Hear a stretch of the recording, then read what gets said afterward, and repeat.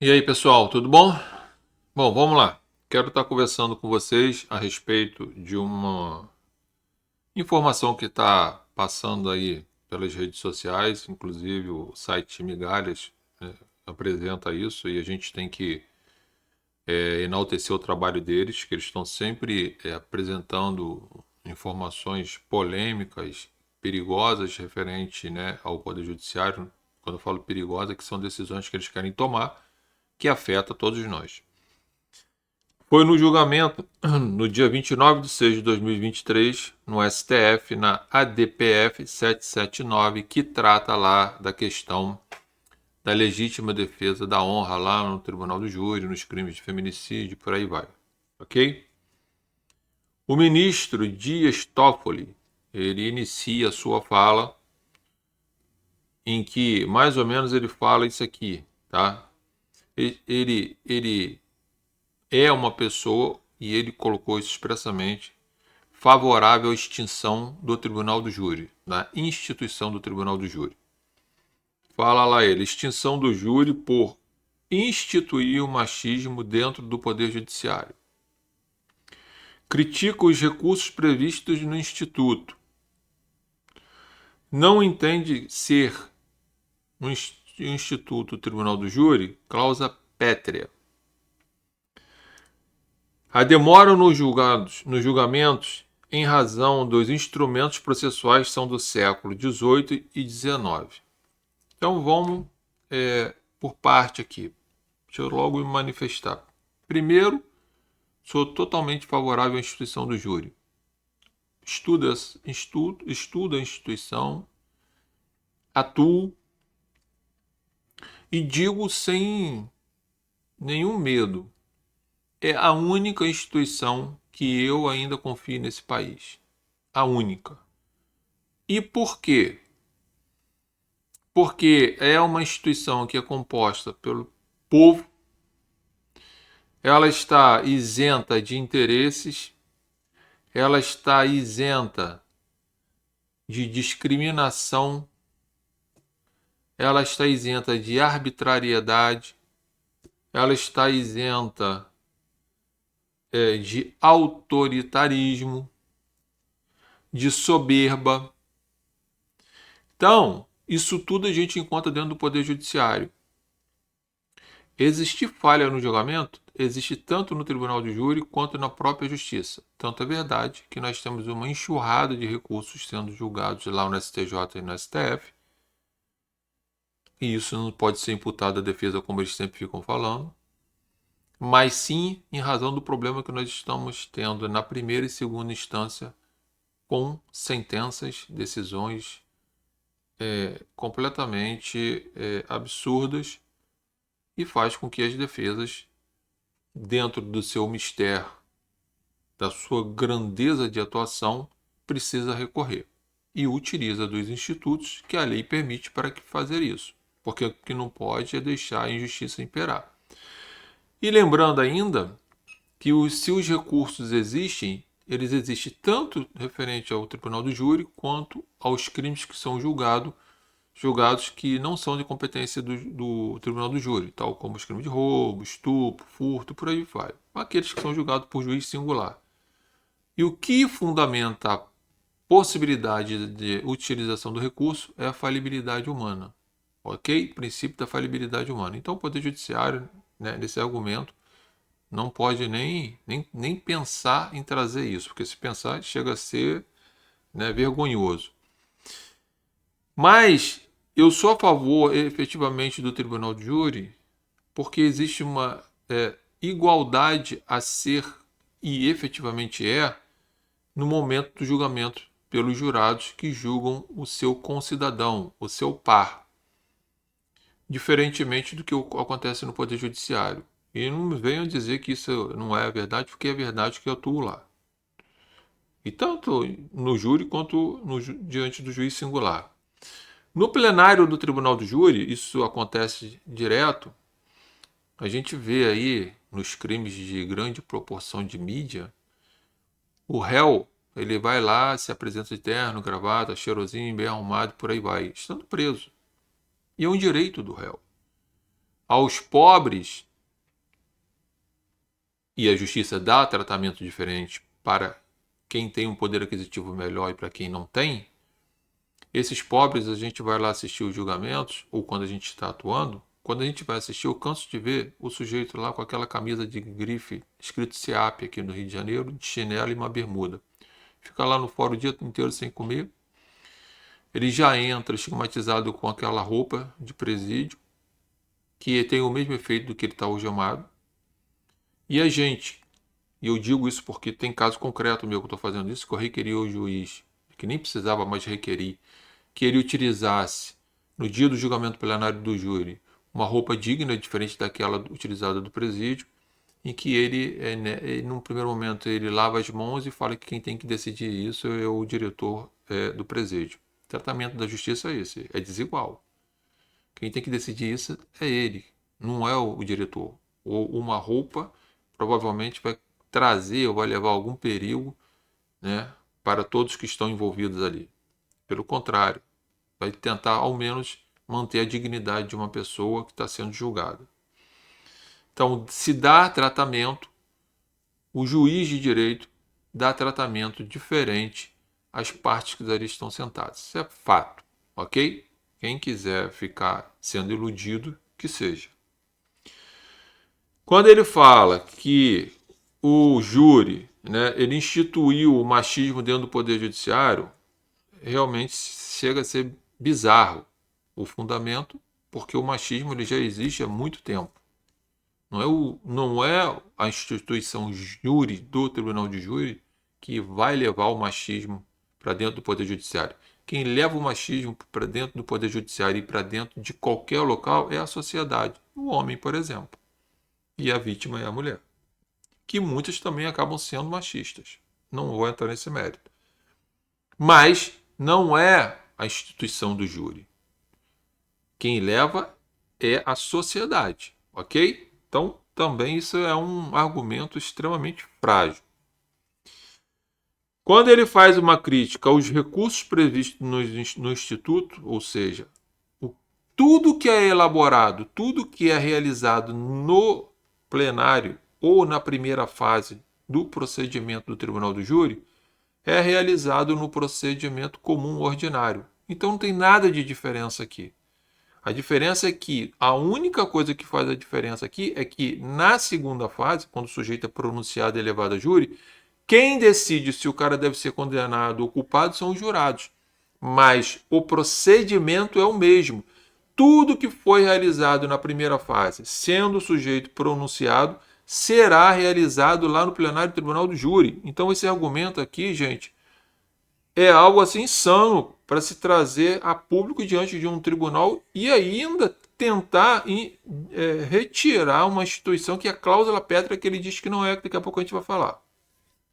Então, trazer como argumento que, né, os recursos previstos no Instituto, e aí ele pode estar falando dos recursos que são os atos processuais, que vai desde a denúncia até a pronúncia, e sendo pronunciado, tudo que foi realizado na primeira fase vai ser realizado na segunda, ou seja, vai ser ouvido a vítima se estiver presente, vai ser ouvido as testemunhas de acusação e defesa, vai ser ouvido o réu, vai ter os debates e por aí vai. Isso já acontece em qualquer crime de procedimento ordinário. Crime de roubo, isso acontece. Crime de furto, isso acontece. Crime de estupro, isso acontece. Tudo isso acontece. Então não tem nenhuma diferença. Quanto aos, se ele estiver falando de recursos, tanto existe recursos na questão dos crimes dolosos contra a vida, portanto, de competência do Tribunal do Júri, como existem os mesmos recursos lá em caso de condenação dos crimes que não são dolosos contra a vida, portanto, de competência do juiz singular, e que permite à defesa fazer o seu mistério com grandiosidade, com luta, vestindo a capa de se fazer ou se buscar justiça. Porque existe sim erro tanto lá nas decisões dos jurados, tanto quanto nas decisões dos juízes togados. Tanto é verdade que nós temos uma enxurrada de recursos lá no STJ e no STF, advindos de juiz de primeira instância e de desembargadores. Só para refrescar a memória, nós temos aí o ministro Rogério Schietti, lá do STJ, e o STJ tem feito uma atuação muito grande combatendo, né, a forma como se tem realizado erros judiciários aqui no Brasil. Rio de Janeiro e São Paulo são um dos maiores que se fazem isso, em condenar pessoas com falha no reconhecimento do ato, com falha no ato de reconhecimento de pessoa, na prova, lá na delegacia. Tanto é que foi instituído uma equipe de trabalho para trabalhar lá no Conselho Nacional de Justiça, fizeram um trabalho brilhante. Inclusive tem uma resolução 484 de 2022, em que o Conselho Nacional de Justiça coloca lá uma série de regras para serem seguidas pelas autoridades quanto à possibilidade de reconhecimento de pessoas. Porque tem pessoas sendo julgadas ao arbítrio do magistrado, rasgando a lei e dando validade a atos ilícitos e ilegais, jogando pessoas no cárcere, através de sentenças. Isso tanto em primeira quanto em segunda instância. E o STJ está lá corrigindo isso. Então não me venha, senhor ministro Dias Toffoli, com argumentos, né, de que talvez o Poder Judiciário, através de seus magistrados, seriam infalíveis. O senhor, pensando dessa forma, estaria querendo colocar um poder absoluto de ser incontestado no Poder Judiciário, o que é inviável, porque o Poder Judiciário ele é composto por seres humanos e todos, até Vossa Excelência, é passivo de erro pelo princípio da falibilidade humana. Então, outro argumento que também não prospera. Quanto à demanda de julgamentos em razão dos instrumentos processuais, que são lá do século XVIII, do século XIX, a instituição do júri, nós não podemos trazer o que é supostamente algo antigo lá dos primórdios para os dias atuais, afirmando que está desatualizado ou que é imprestável. Porque se fosse assim, a gente faria um comparativo. A família vem lá dos primórdios. E ela hoje, ela é o quê? Ela é abraçada, ela é amparada pela Constituição. Porque se nós formos realizarmos um paralelo desse assunto com o direito de família, com a própria família em si, nós teríamos então que desinstituir ou acabar com a família, como muitos querem. E, na realidade, veio lá de trás. Então não funciona isso. Não é porque é algo que vem lá de trás, séculos e séculos. Aliás, isso deveria ser algo até plausível, porque é uma instituição que permite de forma democrática o povo decidir, né, a sorte do seu concidadão, do seu par, diante de um caso concreto em que o legislador, fique bem claro isso, estipulou a vontade do povo, que é julgar os seus pares, dentro de uma condição que são os crimes dolosos contra a vida. Ok? Então isso é a demonstração da democracia. É o povo participando de um ato importante que é decidir a sorte de alguém. O que me parece que o senhor, segundo suas palavras, não merece prosperar. E eu sou radicalmente contra a sua posição. E eu, como advogado criminalista, atuante, tribuno do júri, que vivo lá o dia a dia, que eu sei o que é enfrentar o Ministério Público, enfrentar juiz para defender um sujeito que está lá. E eu não tô entrando nem no mérito de absolver ou condenar. Eu estou entrando no mérito de ter pelo menos um julgamento digno, que não se tem. Nós temos que lutar para o sujeito pelo menos ter um julgamento digno. Ok? Então, eu sou totalmente a favor da manutenção do Tribunal do Júri. Referente à cláusula pétrea, gente, há diversos grandiosos constitucionalistas no nosso país e no mundo, mas vamos falar de Brasil, que sustenta, e grandes processualistas também, que o Tribunal do Júri é a cláusula pétrea. É possível nós fazermos algumas modificações no Tribunal do Júri? É. Via lei ordinária? É. Por exemplo, posso alterar o número de jurados ali. São pontos a serem discutidos, mas daí apresentar um incentivo para que a instituição sagrada, democrática e justa venha a ser extinta, é efetivamente querer manter a injustiça que os tribunais têm feito aí. Então fica aqui essas informações para vocês. Mantenho minha posição.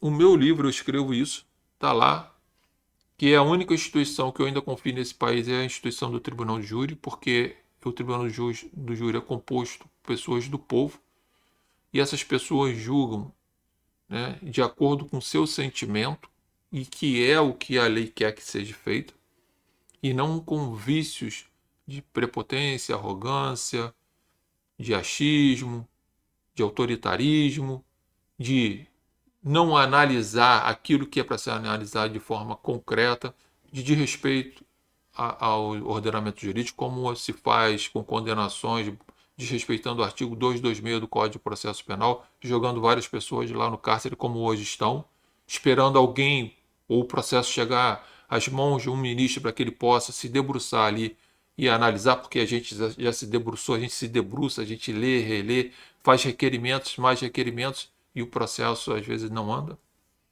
E quanto aqui em que se fala sobre também a possível lentidão em que acarreta lá, em razão do procedimento do júri, isso não tem nada a ver. Isso tem a ver com o princípio da duração razoável do processo e está ligado pela má prestação jurisdicional e pelo próprio Estado que não dá o aparelho suficiente de magistrados para trabalhar e os que estão lá que deveriam trabalhar muito mais do que já fazem, né?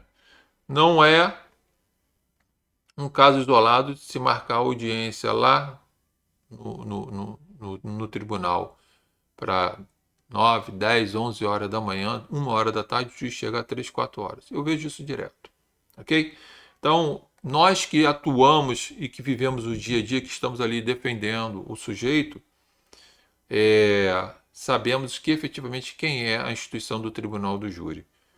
Então, senhor ministro, realmente a sua fala incomoda muito, e eu espero que todos que estão envolvidos, né, com a justiça, as instituições, as associações, possam se levantar contra essa fala e mostrar que o Tribunal de Júri ele é e será e merece ser, sim, respeitado e mantido dentro do nosso ordenamento jurídico.